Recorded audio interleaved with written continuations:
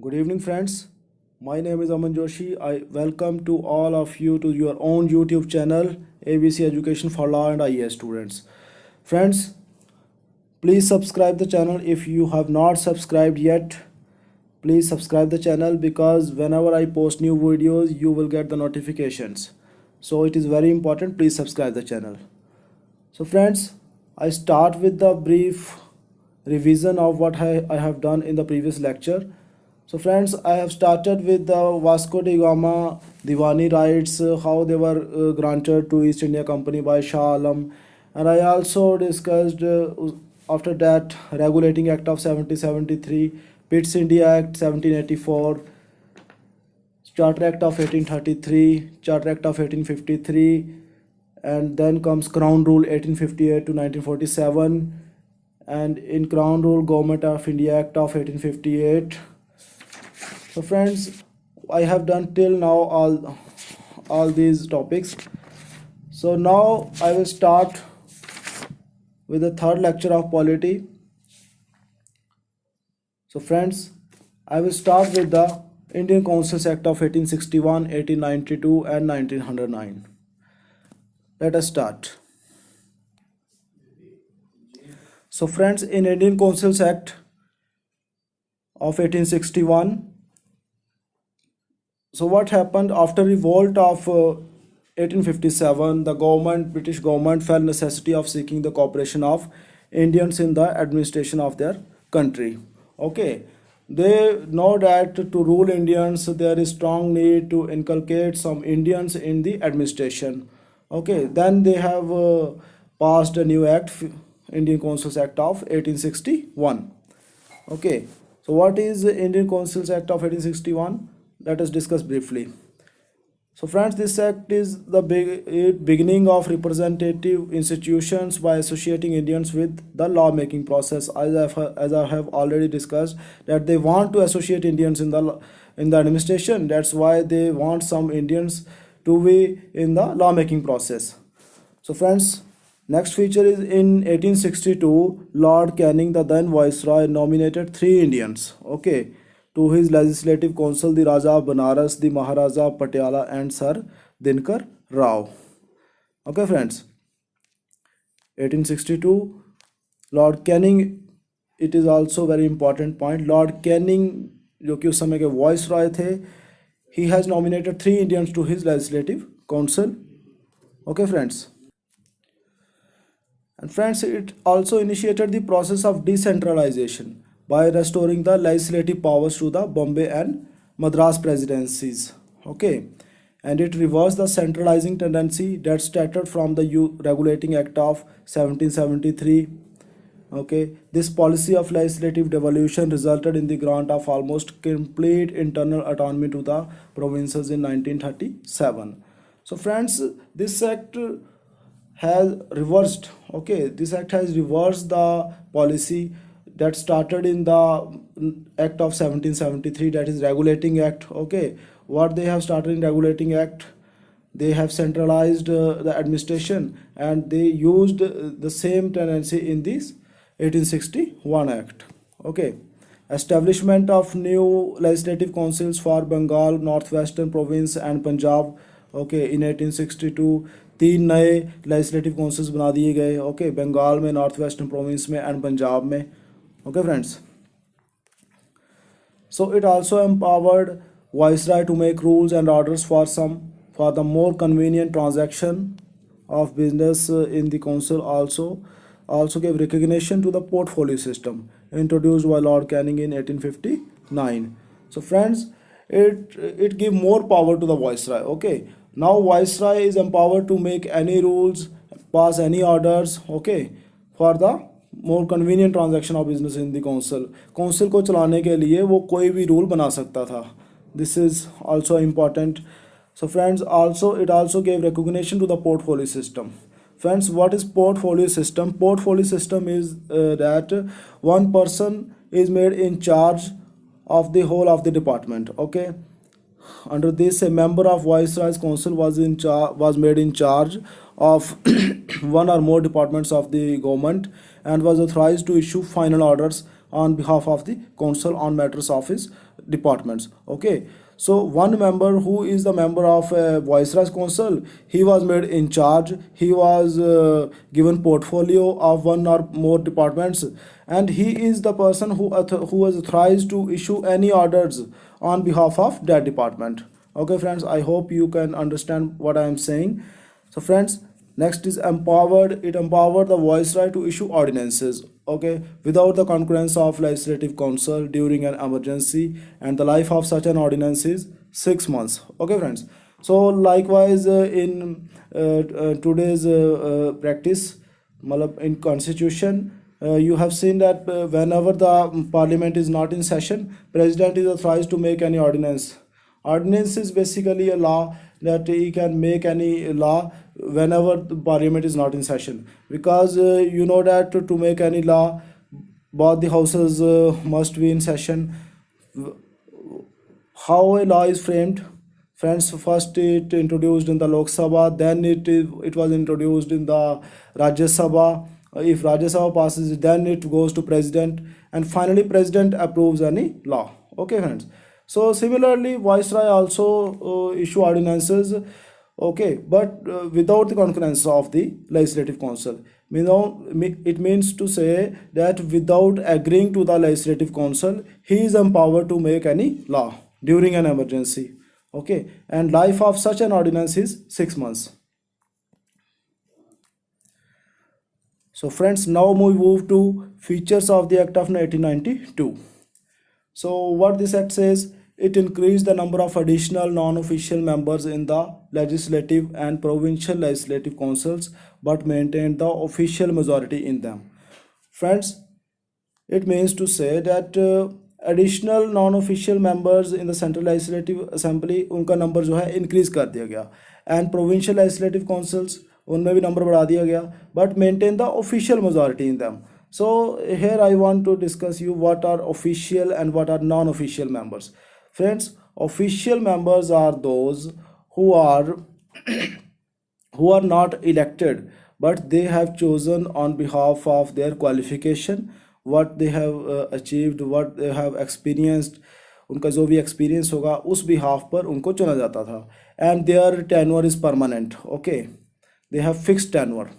Whereas non-official members are those who are elected, okay, who are elected by election and whose tenure is not permanent. They are politicians, okay, they have chosen by the people and sent to the assembly. These are we call non-official members. So friends, it increased the number of additional members in the central and provincial legislative councils, but maintained the official majority in them. Okay, next point is increase the functions of legislative councils and gave them the power of discussing the budget and addressing questions to the executive. Okay, it increased the functions of legislative councils, yes, and also gave the power of discussing the budget. It is for the first time, friends, that Britishers gave power to discuss the budget, okay, and addressing questions to the executive. And budget is also introduced in British India in 1860. Okay, so friends, it is also very important point, you must note of it. When the budget is introduced in India, it is introduced in British India in 1860. Okay friends, so you must remember it. And this act gave the power of discussing the budget, that is 1892. So friends, next point is it provided for the nomination of some non-official members of the Central Legislative Council by the Viceroy on the recommendation of the provincial legislative councils. So friends, this act also provide that some nomination system, okay, Viceroy is authorized to nominate some non-official members in the Central Legislative Assembly, okay, and on whose recommendation? On recommendation of provincial legislative councils, okay, and the Bengal Chamber of Commerce. इनकी recommendations पर viceroy जो है वो नए member introduce कर सकता था, किसमें? सेंट्रल लेजिस्लेटिव काउंसिल में. And these are non-official members, okay. And second is that of in provincial legislative councils में गवर्नर इंट्रोड्यूस कर सकता था. Okay, on whose recommendation? On the recommendations of district boards, municipalities, universities, trade associations, zamindars and chambers. Okay friends, on these bodies recommendations, governor can nominate some members in the provincial legislative councils.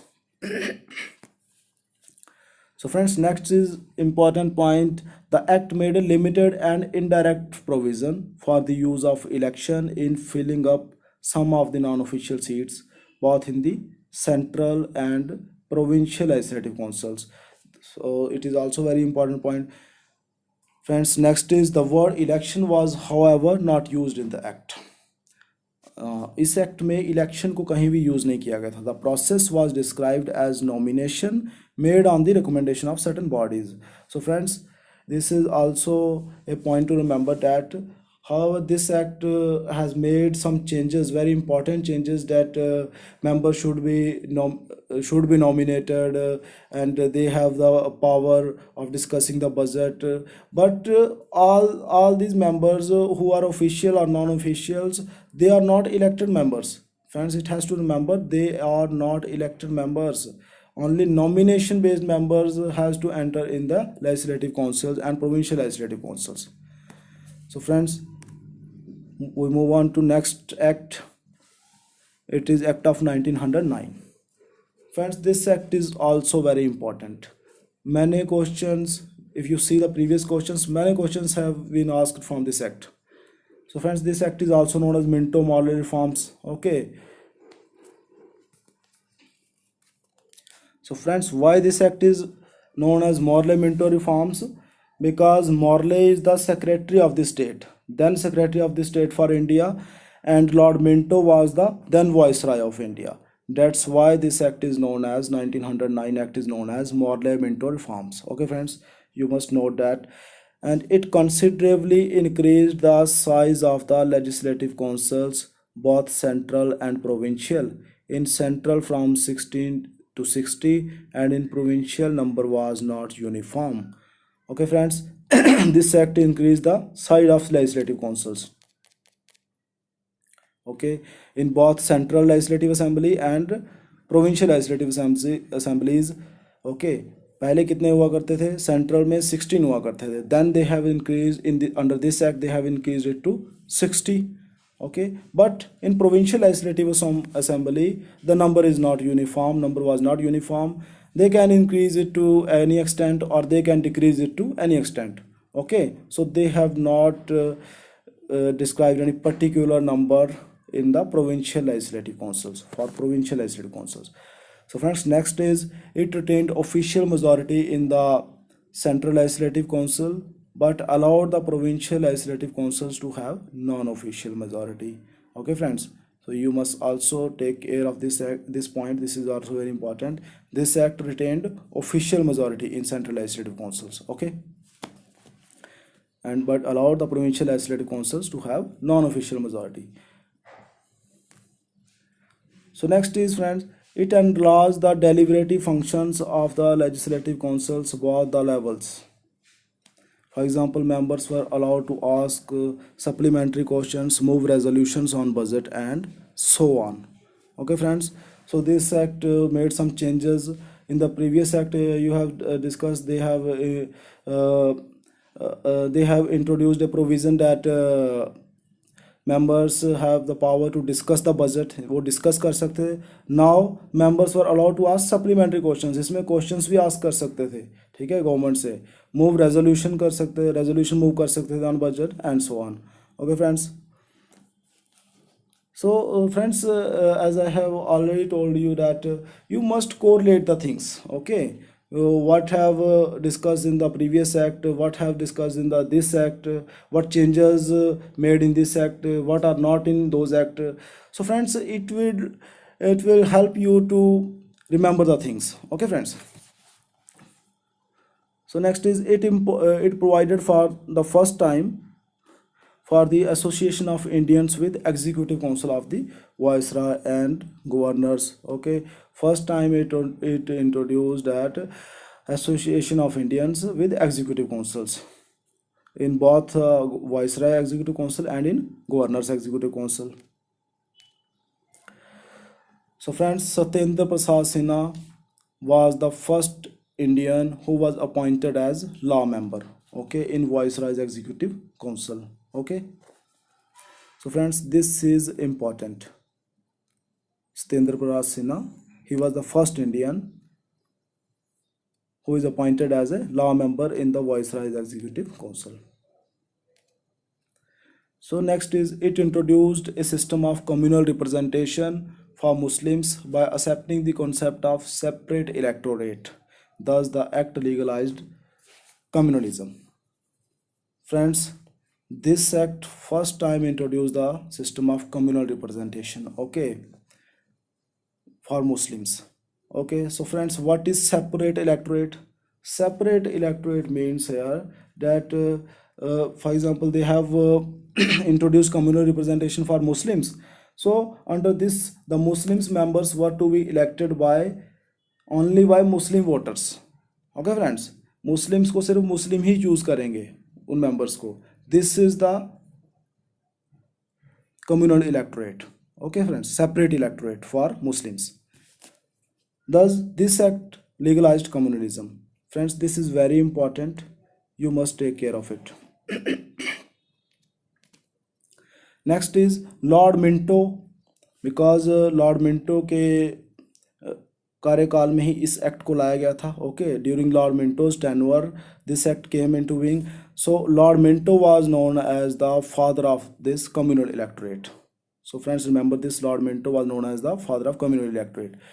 It also provided for the separate representation of presidency, corporations, chambers of commerce, universities and zamindars. Okay, so separate representation provide किया गया presidency corporations में, chambers of commerce में, universities में and zamindars के लिए.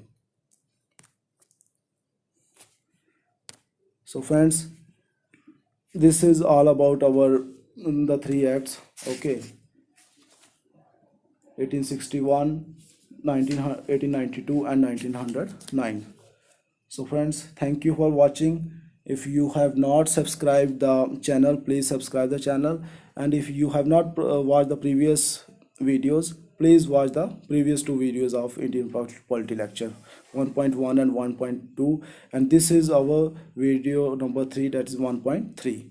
So friends, I have not posted a lecture in the previous 3 days, so because I have got many messages from you that sir, you are using board and on the board the font is very small, it is not clearly visible, so please made videos on any new platform. So friends, that's why I have decided to make these videos in the laptop, in the PowerPoint, so that it will help you.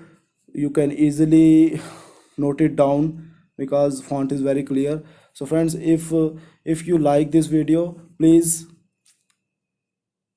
comment in the comment section, so that it will motivate me to make more videos in a more beautiful way.